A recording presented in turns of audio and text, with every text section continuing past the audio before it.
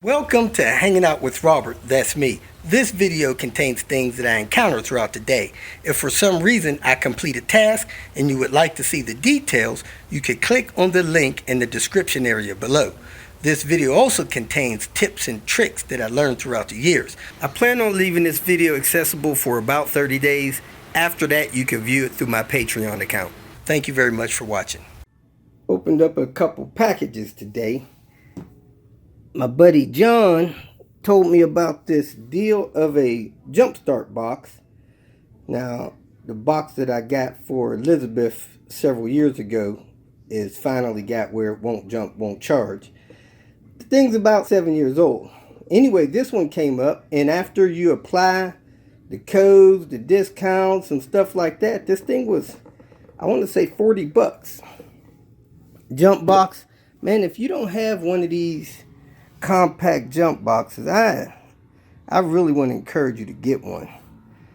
Now this one has a little compass on there. I don't know what somebody used that for, but you can charge your cell phone on it, stuff like that. You hook it up, jump a car or a truck. Most of these things will jump almost a 7-liter diesel truck. Now this one came with, I want to call it a dumb cable. It don't have a heated fusible link in the positive, and it doesn't have one of those smart things on there to stop you from hooking up the battery wrong. However, I think they figured out a way to put that inside the jump box. So you don't have one of these for you, your wife, your daughter, man, try to focus on getting one or a couple of these for your vehicles. They're really good, and if you want to help somebody jump their vehicle, it's a lot safer using this than using straight jumper cables over to your car. Sometimes you got to hook it up, let it sit on a battery 2-3 minutes before you try to start it. But a lot of times you just hook it up, boom, it'll fire a car right up. But if the vehicle is dead, you may have to let this sit on there for 5 minutes. Just give it some life so it'll start. Just a tip. Some of my favorite unboxing is when somebody surprises me. I got this package from Amazon. I thought, man, I don't remember ordering something from Amazon. But I do remember a couple days ago I recorded Panther having a 25,000 mile oil change. And somebody sent me, I'm not sure who it is, a roll of oil change reminder stickers. You can't beat that, man. There's probably 100 stickers there. Thank you very much. I appreciate it. And these are the things that I really enjoy getting in the mail, stuff like this. This is fun.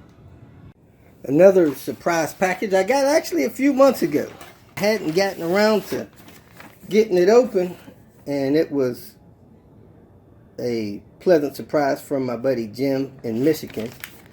He put a note in here. He said, "Great to go on a fishing trip with you, travel partner. Let's go fishing together again." Oh, this is one of the guys that went fishing with me. He actually sent me, I guess, my sweatshirt back. My Robert DIY sweatshirt. I thought it might have been a gift from somebody else. So this is one of the guys I went fishing with. I left my sweatshirt. He sent it back to me in a nice note saying he enjoyed the fishing trip. So that's always good. Kicking off what I guess is the Tinker Day. I am supposed to be halfway to Michigan by now. And Panther is full of parts that I don't need to take to Michigan. So I'm going to unload all this stuff out of Panther, move this wagon here so that I could get this car dolly on the back of Panther and head up to Michigan because I'm supposed to be moving the car today. So let me get cracking on getting all these parts out of Panther. Man, and this thing is full. It's full. I got to get these parts on the website so that people that need this stuff, can get to it. I picked up a couple of boxes to hopefully organize this stuff. Look at there. Shouldn't be as bad as I think it is, but let me get this thing unloaded so I could get on the road. I'm 2 hours behind schedule, and this is going to put me 3 hours behind schedule, at least. Well, look at there. The little blue car is moved. I wasn't expecting that. I got to do a car shuffle anyway, so I'll use that spot here in a few minutes if I can. How about that? My trailer lights still work. They still work. Woohoo! I am finally on the road. I wanted to be on the road at 6 o'clock this morning. It is 10:44. Almost 5 hours behind. At least I'm moving. Man, this rest area. There ain't a whole lot of people here. And it is cold out here. Whoo! Wind chill's gotta be in the teens. Up ahead, there's one of those trucks that is, I believe, laying some treatment on this road. I've heard some people call it brine, kind of a salt mixture stuff. And that thing is clouding the road behind it, and there's 2 vehicles right up in the back of that thing getting saturated with all that stuff that's being dropped on the road. I dropped back about, I think, a half mile just to reduce the amount of stuff that'll spray on my car from that thing. But man, I'm shocked that people are all up in the back of that thing with it blowing that big cloud of smoke of salt treatment behind it. Whew.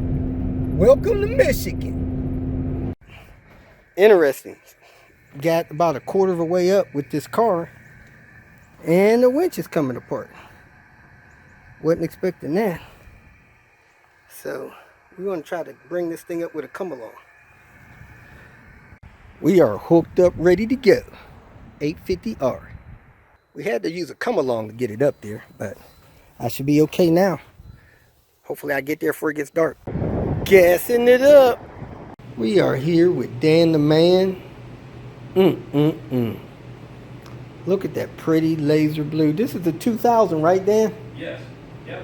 And he's doing a front wheel drive conversion and a manual swap on this thing. See, it's already got the jewels. He's got a lot of this done. And next up is pull this transmission, drop the oil pan, and just doing all the preventive maintenance on it. Then he's going to pretty it up a little bit more and put this manual transmission in. Woohoo! Did you drain that automatic transmission already? No. This is the oil coming out of this transmission. That stuff looks like engine oil. Now this car is shifting real hard every gear, but it is shifting, so there's a slight chance that this transmission may be salvageable if somebody changes the oil in it. Dan has a manual transmission for it, so he's not interested. This is a 2000R. So this has got the 5-speed transmission, right? Correct. That's the same one as in my other 2000R that had the Volvo reman. That thing is, that thing's great, but it's kind of a slush box. Okay, all right. You know, it runs fine. It's very comfortable, but I want, obviously we're doing a lot to change the nature of this car. Yes, sir. All right, so fluid's almost drained. Let me find what I did with the nut. I should have put it on top of this pan, but I don't know what I did with it. If you feel that this information was useful, please like it and share it with your social media friends. You can subscribe to my channel so that you will get notifications of future videos that I post. You can follow me on Twitter, and if you need to contact me directly, please visit my website. And if you have any questions, leave them below, and someone or myself will reply to them. Again, thank you very much for watching.